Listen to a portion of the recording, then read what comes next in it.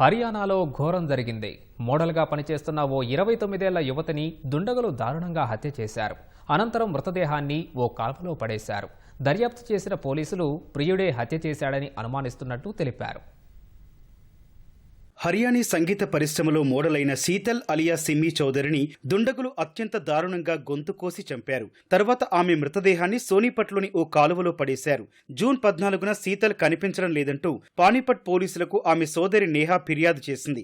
Missing case నమోదు చేసిన పోలీసులు దర్యాప్తు చేస్తోన్న సమయంలో సోనీపట్లోని కాలువలో ఓ యువతి మృతదేహం కనిపించింది. విచారించిన పోలీసులు ఆ మృతదేహం శీతల్దని గుర్తించారు. ఓ పాట షూటింగ్ కోసమని శీతల్ తన స్నేహితుడు సునీల్తో కలిసి జూన్ 14న కారులో వెళ్లిందని నేహా పోలీసులకు తెలిపింది.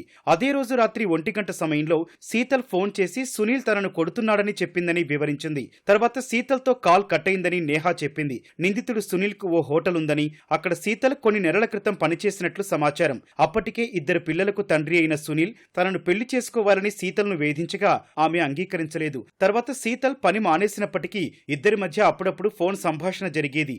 పరారీలో ఉన్న నిందితుడి కోసం గాలిస్తున్నారు. శీతల్ మృతదేహం దొరికిన కాలువ సమీపంలో సునీల్ కారుని గుర్తించడం అనుమానాలను బలపరుస్తోంది.